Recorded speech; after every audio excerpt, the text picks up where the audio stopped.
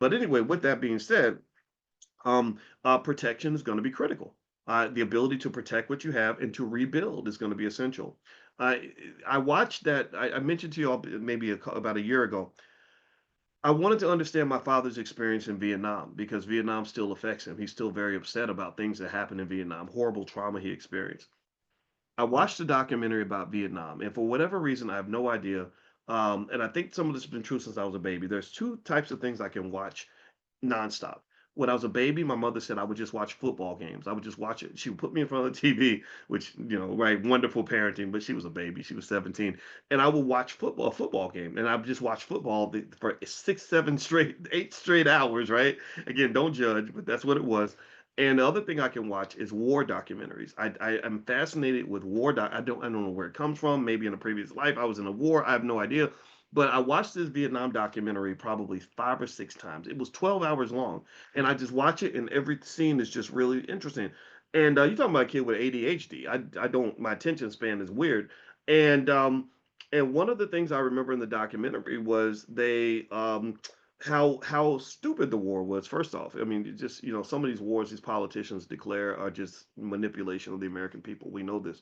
But then also I noticed that they dropped more bombs on little Vietnam than all the countries dropped on every other country in all of World War II combined. Right? So this little tiny country had more bombs dropped on it than all of Europe had during World War II, which was just an insane statistic. And but here's the problem. Here was what was crazy. America thought they could just bomb the hell out of Vietnam and eventually win, but they couldn't. We lost that war.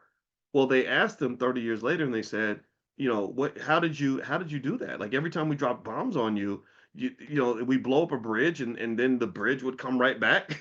Right? Every time we blow up the Ho Chi Minh Trail, you were still able to use it.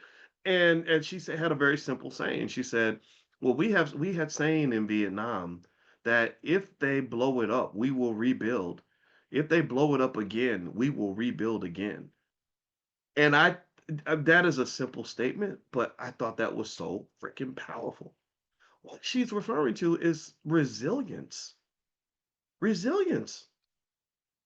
I mean, can somebody really walk up? I mean, if you got a real dream and your dream is fragile to the point where somebody can just come up and punch you in the mouth and make you give up on everything, then you might as well not even have a dream in the first place.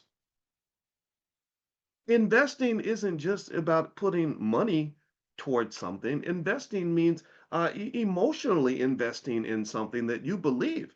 It means loving the dream and loving yourself enough that you say, "Hey, I'm willing to go down with the freaking ship." That resilience, that is a spiritual thing. That ain't got nothing to do with how much money you were born with. It ain't got nothing to do with how much education you got. It ain't got nothing to do with how much white folks will and will not do for you. That spiritual piece of saying, "No, I'm here. I'm not going away. I'm not going to stop. You knock me down, I will always stand back up." That is the thing that is what leaders, winners, warriors are made of. That is how you win. Resilience is everything. You go talk to any millionaire who started a great business, they can tell you many stories about resilience. The Bitcoin is on the path, it's on the trajectory to eventually be worth over $1 million, even though it's crashed, it's risen, it's crashed, it's risen, it's crashed, it's risen, it's crashed.